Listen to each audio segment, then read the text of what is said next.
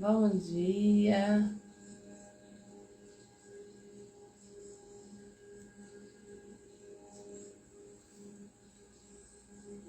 Bom dia. Dia 22 de março de 2022. Bom dia, Kátia. Bom dia, Vívia. Bom dia, Cris. Coisa boa, né? Mais uma manhã, mais um dia, mais possibilidades, mais oportunidades. Nós continuamos aí treinando nossa mentalidade. Delícia. Nós iniciamos hoje o último capítulo do nosso livro que a gente quer encerrar. Nós vamos encerrar essa semana para iniciarmos o mês de abril somente com meditações, com visualização, com focalização, aí trabalhando mesmo nossas intenções, né, juntos, meditando, visualizando aquilo que nós queremos e colocando em prática toda a utilização do poder pessoal que todos nós temos e que nós temos aprendido aí há 1 ano e 3 meses. Vão ser dias poderosos, né? Um tempo assim de meditações que vai marcar para nós um ano assim bem especial. Vamos ver materializar mesmo os resultados das coisas que nós acreditamos e que nós desejamos para nós, para o nosso planeta. Certo, vamos lá. Joseph Murphy fala o seguinte: ele conta uma história de uma mulher, por isso que esse último capítulo, o tema aqui, ele fala que vai falar sobre casamento, sobre divórcio, sobre sexo. Vamos ver o que ele vai falar dentro dessas questões todas que nós estamos estudando de uso do poder e das leis da mente.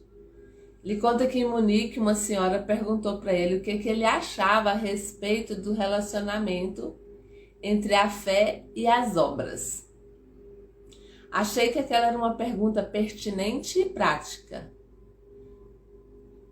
Disse que, assim também é a fé, se não tiver obras, é morta por si mesma. Lá em Tiago 2,17 fala isso. Eu lembro que desde criança eu sempre gostei desse texto, né? Sempre gostei de escutar o que a Bíblia falava sobre fé. E me chamava a atenção que sem fé é impossível agradar a Deus. E que se a gente tiver fé do tamanho de um grãozinho de mostarda, a gente vai falar para uma montanha para ela remover do lugar e ela vai remover. Mas também fala que a fé sem obras é morta. Então vamos lá. A fé de que fala a Bíblia, no entanto, nada tem a ver com a fé de um credo como dos judeus, católicos, protestantes ou budistas. Segundo Joseph Murphy, essa fé significa fé na lei criadora do universo, a fé de que tudo que for implantado no subconsciente acabará acontecendo. A fé, biblicamente falando, nada tem a ver com qualquer persuasão religiosa. Devemos ter fé na criatividade de todos os pensamentos. Tudo que sentirmos, o que imaginarmos ser verdade, sempre acabará acontecendo, seja isso bom ou mal. A nossa fé é o conhecimento silencioso e íntimo da nossa alma. Ela é a nossa crença íntima, prática e funcional a respeito de Deus, da vida e dos nossos semelhantes. O que se torna manifesto é a crença real que existe em nosso coração, naquilo com que concordamos superficialmente do ponto de vista intelectual. Olha que interessante. O que se torna manifesto é a crença real que existe em nosso coração, naquilo com que concordamos superficialmente do ponto de vista intelectual.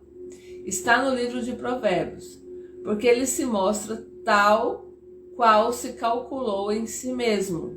A gente é aquilo que a gente pensa. Essa é a nossa verdadeira fé e a nossa verdadeira religião. Aí ele vai contando algumas histórias aqui. O professor Smith apresentou-me uma moça que fora confinada a uma cadeira de rodas durante muitos anos. Mas ela já andava quando ele apresentou ela para ele. Ela ouvira as conferências do Dr. Freud, e ele agradece esse homem aqui, que foi um cara que traduziu os livros do Joseph Murphy para vários idiomas, várias línguas, e dava palestra dos livros dele. Essa moça, ouvindo as palestras desse cara, ela começou a estudar aquele livro O Poder do Subconsciente, que a gente já andou lendo aqui várias partes dele o ano passado, também do Joseph Murphy. E ela aplicou em si as técnicas ensinadas no livro. Achava que a suprema inteligência que a criara poderia e iria curá-la. E também se via mentalmente fazendo as coisas que gostava logo que estivesse curada. Ela literalmente viveu aquele papel em seu espírito e descobriu que todos os pensamentos e todos os quadros mentais, quando repetidos com um sentimento de realidade, acabavam penetrando em seu subconsciente e eram materializados na tela do espaço. E ela saiu da cadeira de roda, voltou a andar. Outra história. Em Viena, uma moça procurou-me para uma consulta. Contou-me que vinha rezando por sua mãe, que estava no hospital por sofrer do coração, mas não conseguia que a mãe melhorasse. Ao contrário, a mãe só piorava. Durante a nossa conversa, no entanto, descobri que a sua mente estava cheia de sintomas agudos e perigosos e não se preocupava com o poder de Deus. As suas orações eram no sentido de aumentar o problema em lugar de procurar resolvê-lo. Não que ela queria aumentar, mas era tanta preocupação, era tanto medo da mãe sofrer, que ela não conseguia visualizar a mãe sarada, a mãe bem, né? A mãe curada. A verdadeira oração consiste em ter o pensamento de Deus, o pensamento em Deus. Mas a moça pensava mais nas doenças e com isso ela ia perpetuando a moléstia em lugar de dar à sua mãe uma transfusão espiritual. Aconselhei-a então a seguinte oração: a mente divina conhece minha mãe. Deus existe e a sua presença flui em suas veias como se fosse paz, harmonia, boa saúde, beleza e amor divino. Deus a ama e zela por ela. Eu sinto e sei que só existe uma presença com poder de curar e também o seu corolário. Não há força que enfrente a ação de Deus. Eu sei que a vitalidade, a inteligência e a força do infinito estão visíveis em todo o seu ser. Agradeço a cura que está se processando, eu a entrego a Deus. Mais tarde, quando rezar, rezarei como nunca o fiz antes. Todas as vezes que fizer isso, estarei reforçando a ideia de uma boa saúde e vitalidade que penetrará no subconsciente da minha mãe. E logo ela estará curada. Então aquela moça acreditou nisso. Ela seguiu à risca a receita espiritual e eu recebi pouco depois uma maravilhosa carta sua em que me contava que sua mãe já estava em casa, cheia de saúde, com disposição para fazer todas as coisas que tanto gostava. Sempre que rezarmos, por causa das condições patológicas de um coração ou de um pulmão, não devemos pensar no órgão afetado, já que isso não seria um pensamento espiritual. Os pensamentos são coisas. O nosso pensamento espiritual assume uma forma de células, tecidos, nervos e órgãos. Quando pensamos em um coração afetado ou em hipertensão, isso tende a exagerar a condição existente. Devemos desistir de pensar em sintomas, órgãos ou qualquer outra parte do corpo. Devemos voltar nossos pensamentos para Deus e para o seu amor. Devemos sentir e saber que o poder de cura de Deus está correndo nas veias da outra pessoa. Devemos imaginar a pessoa por quem rezamos como estando cheia de vida e de entusiasmo. Devemos ouvir o que a pessoa doente tem para nos contar sobre o milagre de Deus que aconteceu com ela. Devemos fazer isso tantas vezes quanto nos for possível e os resultados serão maravilhosos. É preciso que haja o desejo da cura. Desejo, não desespero. A vontade e a crença que a cura pode existir, tá certo?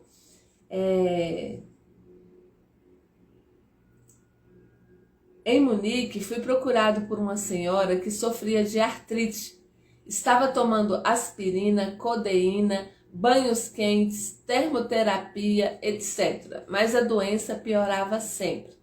Expliquei-lhe que o sufixo it significa inflamação da mente. Em outras palavras, deveria existir algum foco oculto de veneno em seu subconsciente, como, por exemplo, um arraigado ressentimento, hostilidade ou falta de vontade de perdoar. Ela acabou confessando que roubara dinheiro de sua mãe durante muito tempo, mas acontecia que a mãe já tinha passado para a próxima dimensão da vida e ela agora sentia-se culpada e achava que deveria ser punida. E era aquela a razão pura para a inflamação que existia no seu corpo. A explicação muitas vezes leva à cura. Perguntei-lhe se ainda continuava roubando e ela respondeu que não, que levava agora uma vida honesta e tranquila. Lembrei-lhe então que ela já não era mais a mesma mulher do ponto de vista espiritual, mental ou físico que antes tinha roubado a sua mãe. Disse-lhe que era agora tão boa como se jamais houvesse sido má. Gente, isso aqui é muito importante. Porque às vezes a gente se sabota, se boicota por coisas ruins que nós fizemos no passado, por coisas que nós não nos perdoamos. Se a gente não continua praticando o mesmo erro, se a gente arrependeu, está resolvido. A Bíblia diz que Deus lança os nossos pecados no fundo do mar, no fundo do abismo. Ele esquece, perdoa e esquece. Você precisa se perdoar e esquecer. Ah, Luciane, mas se eu causei mal para alguém? Se você causou mal, para de causar. Se tiver como, nós falamos disso no ano passado. Se tiver como restituir, restitui, pede perdão. Se não tiver mais, a pessoa já morreu, aceita o perdão de Deus, se perdoa. E aí ele explicou isso para ela.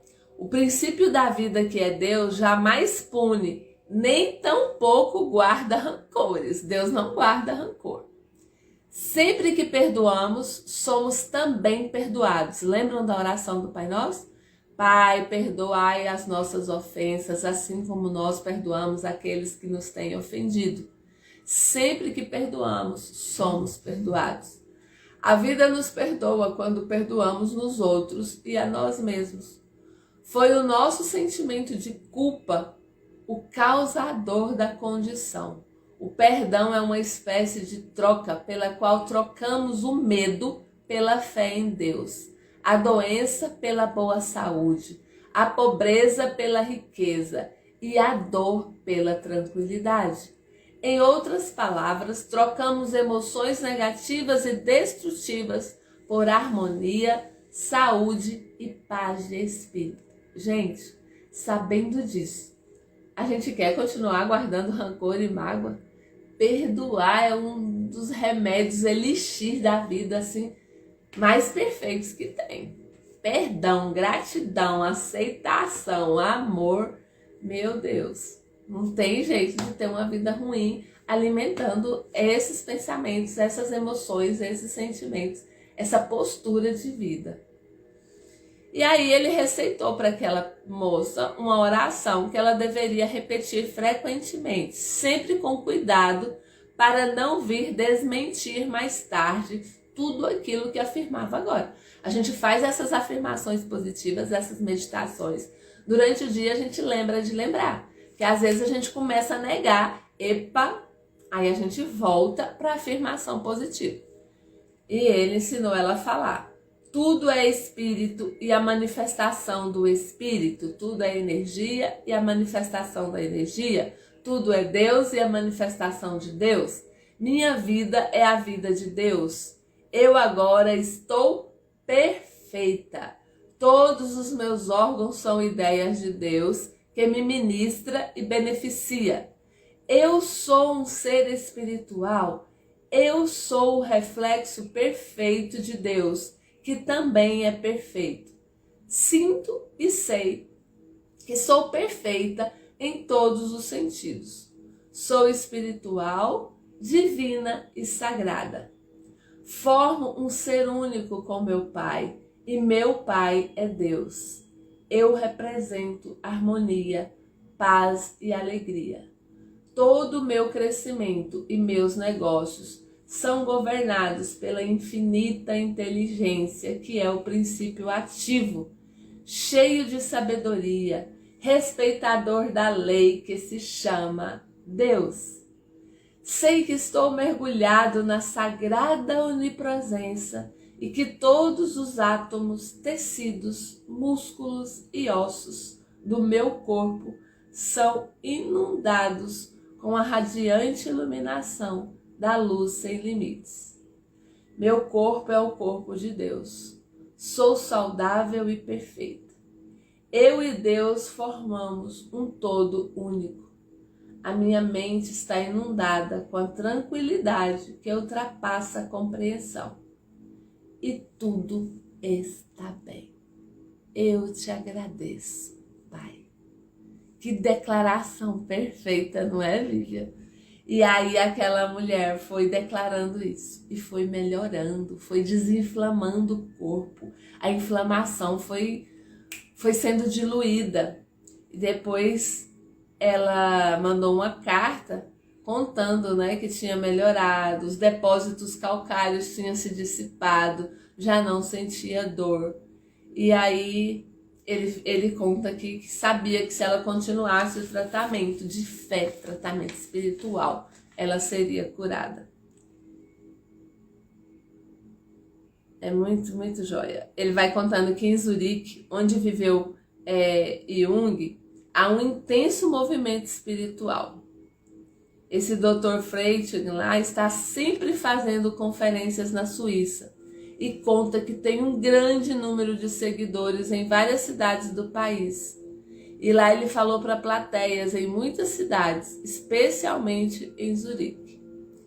E aí ele vai contando que várias histórias aqui de pessoas nesse país que seguem essa linha de raciocínio, que já são convencidas de como o poder de Deus atua e como elas usam esse poder através da fé e da crença. E um número enorme de pessoas bem-sucedidas, né, em todas as áreas. Aí ele conta que ele atendeu uma cliente no hotel de Zurique e ela disse que foi vítima de uma chantagem e foi roubada em 100 mil francos. Tudo indicava que ela não foi bem-sucedida em suas tentativas para entrar nos Estados Unidos. E o vigarista a convencera de que arranjaria tudo mediante o pagamento daquela quantia. Aquilo fora da parte dela um ato de negligência, descuido e indiferença. Jamais procuraram um advogado e nem mesmo fora ao consulado dos Estados Unidos para se orientar. Em outras palavras, ela não mostrou o menor bom senso. Vê que aqui ele está falando de fé, de acreditar, e aí está falando de bom senso. da gente procurar também os caminhos normais de resolver várias coisas. Ela reconhecia que tinha sido tola, mas a verdade é que ela foi vítima de uma sugestão negativa. Os vigaristas, olha, presta atenção nisso aqui. Os vigaristas, as pessoas más, são bem-sucedidas muitas vezes nos seus intentos porque as suas vítimas não raciocinam, são gananciosas e sempre agasalham uma segunda intenção de conseguir alguma coisa que nada lhes custe. Ali não se tratava apenas de pagar um almoço. A sugestão do vigarista, ao garantir-lhe que poderia subornar um funcionário do consulado para conseguir o visto e os papéis necessários, deflagrara nela uma falsa ideia com motivações ulteriores.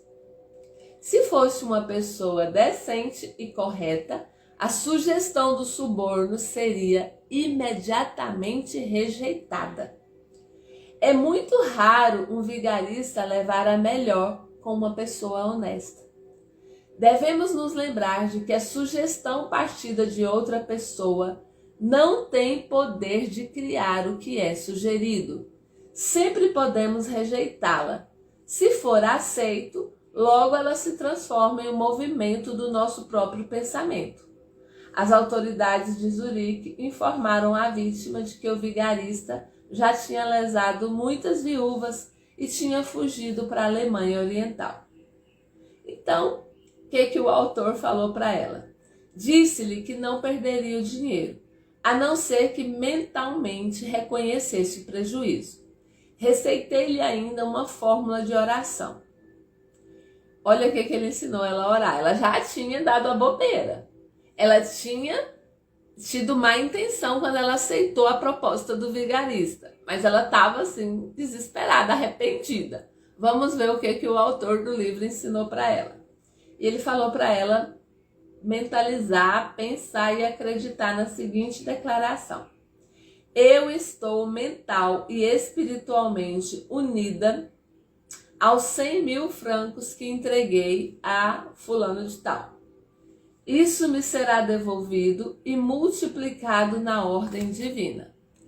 Expliquei-lhe que ela jamais deveria negar aquilo que afirmava agora, e que o seu subconsciente sempre aumentaria aquilo que ela esperava. O dinheiro lhe será devolvido de uma forma que ela jamais compreenderá. É impossível saber como vai funcionar o subconsciente. Já faz mais ou menos um mês que tudo aconteceu. Até agora não tive mais notícias dela, mas sei que se perseverar nas orações, ela receberá a resposta aumentada e multiplicada. Não devemos jamais reconhecer um prejuízo. Podemos sempre voltar ao centro para reivindicar o que é nosso e que está no depósito infinito que reside em nós. E o Espírito, com E maiúsculo aqui, o Espírito de Deus, sempre honrará a validade das nossas pretensões. Ah, Luciane, mas ela não merece receber porque ela estava com a intenção de fazer coisa errada, de enganar o consulado. Ela arrependeu. Lembra daquilo? É outro julgamento que nós precisamos parar de ter. Sabe, ficar sentindo culpa o resto da vida e também achar que uma pessoa que fez coisa errada tem que sofrer o resto da vida para pagar aquilo. De jeito nenhum. Quem pensa assim fica muito amargo na vida, porque você vai ver pessoas que fez coisa errada se dando bem e vai ficar amargurado. Porque você não consegue perdoar quem fez coisa errada e fica julgando.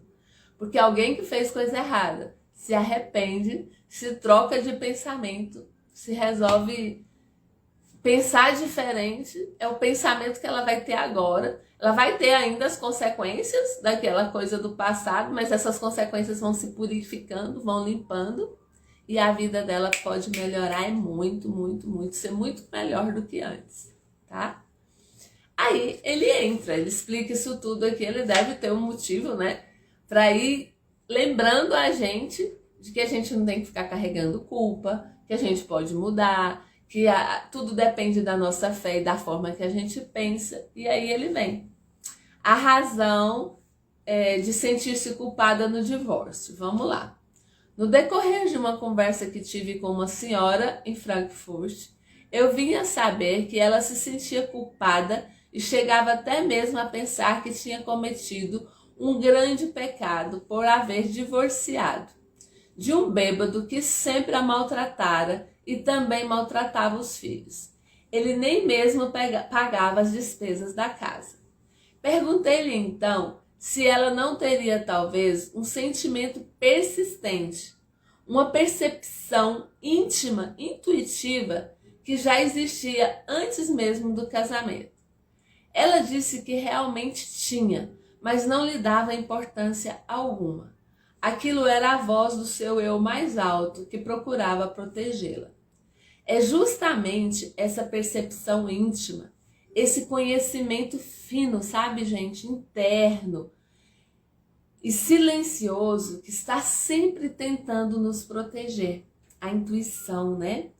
Há muita gente que rejeita completamente todos esses sentimentos, previsões e murmurações das cordas do coração.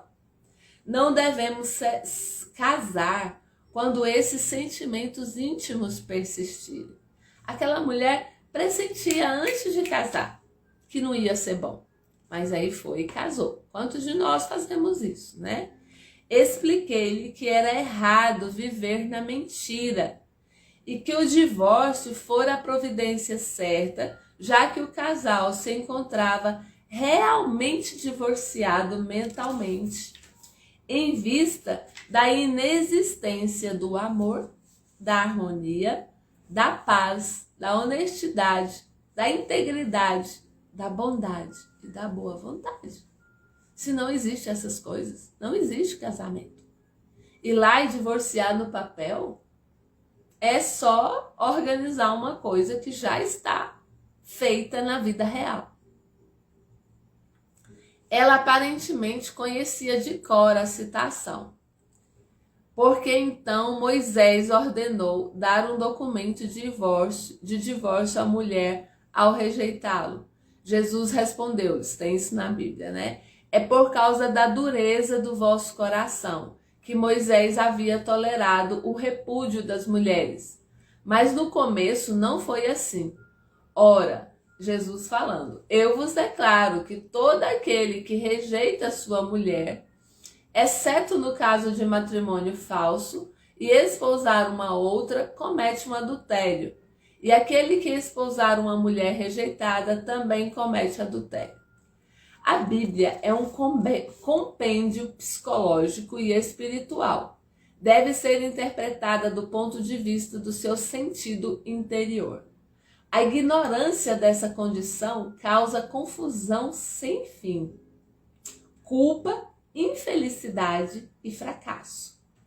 Ela casara somente no civil e seus pais lhe disseram na ocasião que estava pecando e que seria punida sem dúvida alguma. A primeira coisa que devemos saber a respeito de um casamento é que nenhum rabino, padre, ministro ou juiz pode santificar um casamento. Tudo que eles fazem é dramatizar externamente o acordo interno entre o homem e a mulher. Tampouco existe na face da terra uma igreja que possa santificar um casamento. Ele é a união de duas almas que sentem a presença de Deus de maneira recíproca. Em outras palavras, cada um deles está unido à presença de Deus que reside em ambos.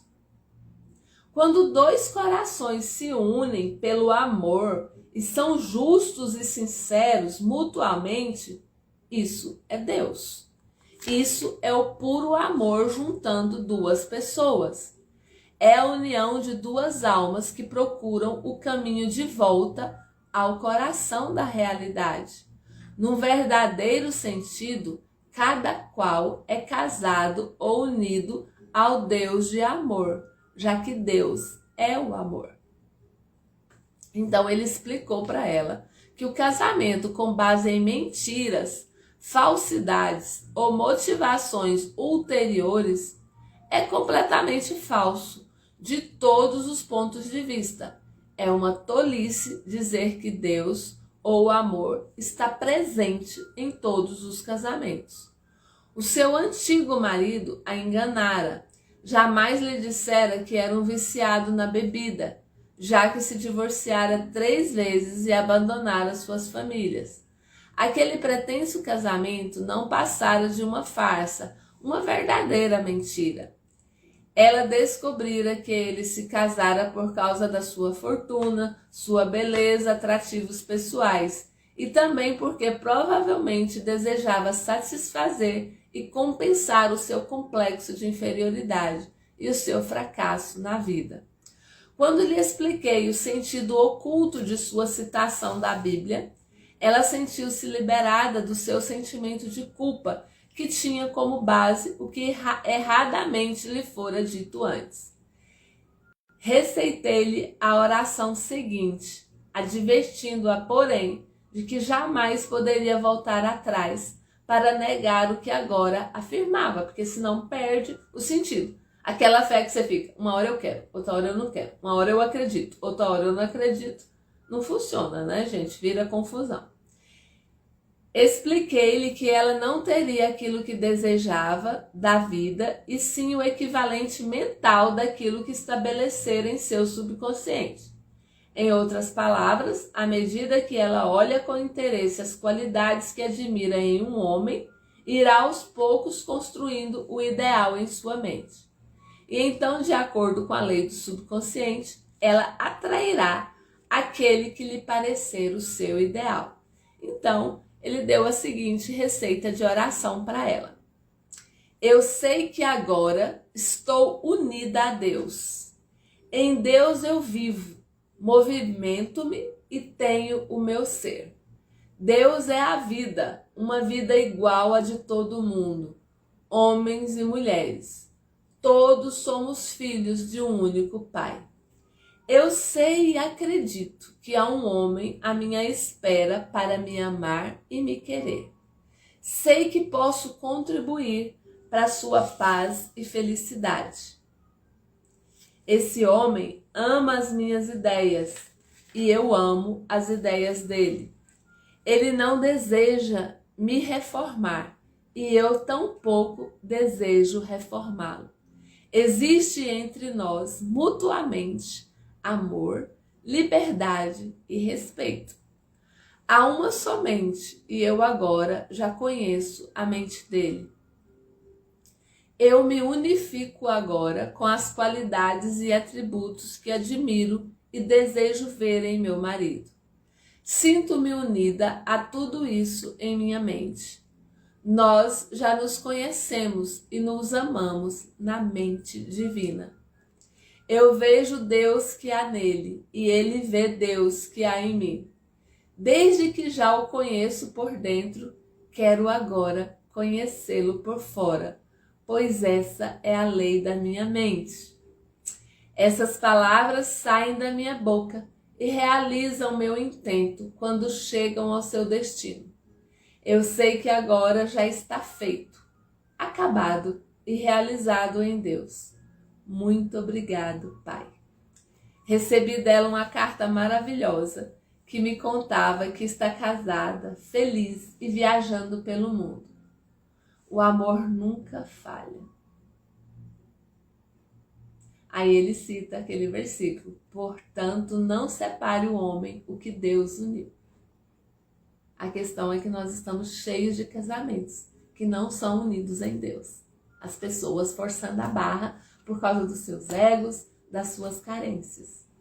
Olha que sacada sobre casamento. Luciane, agora já sou casada, não sabia disso antes. Tem um jeito. Em dezembro, eu e meu esposo fizemos um acordo, juntos, e de buscarmos juntos esse amor de Deus, buscarmos junto a presença, a fé, os pensamentos positivos, e decidimos não reformar um ao outro, mas ver Deus um no outro. E cada um buscar Deus, buscar essa fé, buscar essa presença, buscar esse amor. A gente tem experimentado aí ao longo desses 4 meses, assim, uma coisa maravilhosa. Então, é possível, é perfeito quem faz isso antes de casar, mas é perfeito também se fizer isso depois de casado, né? Se os dois quiserem, tem jeito. Beleza? A falsa interpretação desse versículo tem sido motivo para tremenda confusão, além de um sentimento de culpa para muita gente. Acha que tendo casado em determinada igreja, o divórcio é errado e pecaminoso. Nada poderia estar mais longe da verdade do que essa afirmação. Deus é o amor, e se o amor não une 2 pessoas, então o casamento não é válido. Deus e o amor não se encontram presentes nessas uniões. Sendo assim, portanto, a cerimônia é uma mentira. É doloroso, né, falar isso, mas é bem interessante. Eu comungo com essa ideia aqui, eu acredito nisso. É feito com a melhor das boas intenções, mas a intenção mesmo, quando não é a união com Deus e vendo Deus um no outro, e uma união de amor, também espiritual, de projeto de vida, quando a gente se casa para consertar o outro e para ser consertado pelo outro, para conseguir nossos intentos, o trem já começou bagunçado, né? Então, olha aqui que legal. Ele está falando aqui que ele celebra casamentos e já tenho feito isso com pessoas de 75, 80 anos de idade.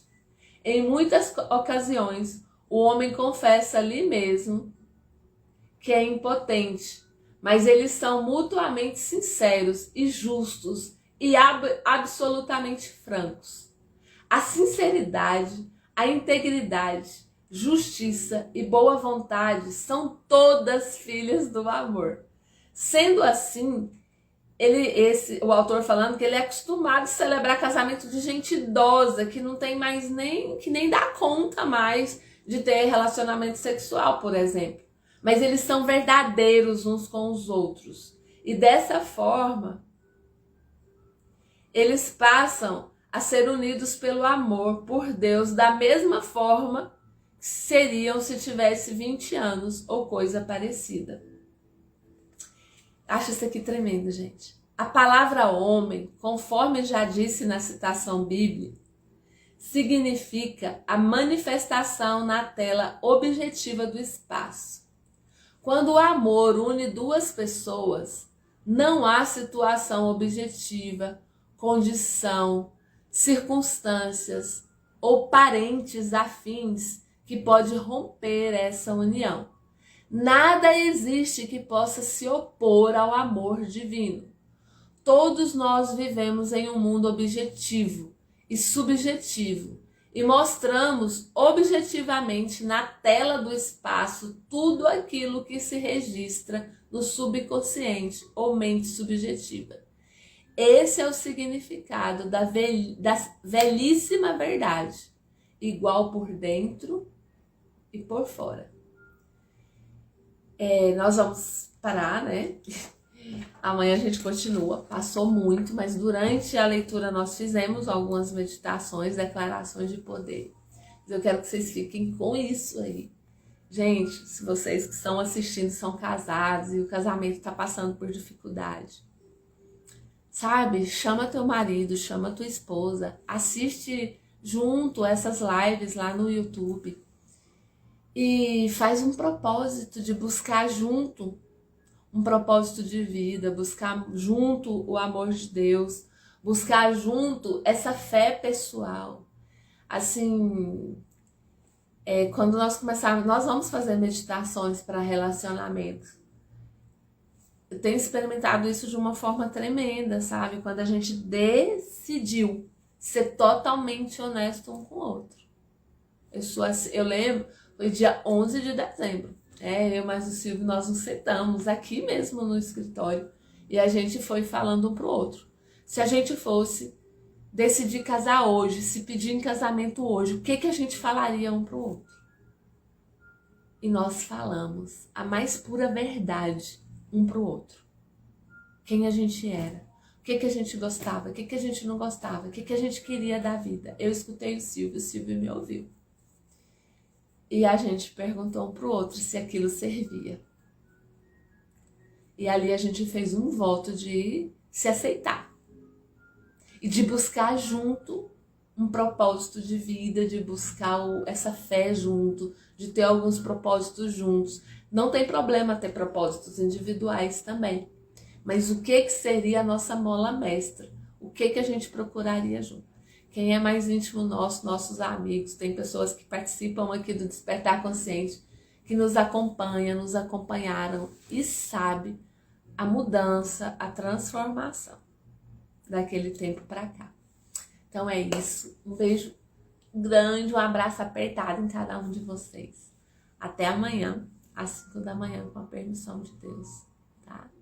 E declare durante todo esse dia, faça meditações, acreditando que você é amor, que você é luz. E que tudo que você já fez de errado já foi perdoado e esquecido. Se perdoa, tá joia? Beijo grande. Tchau, gente. Coraçãozinho pra vocês também.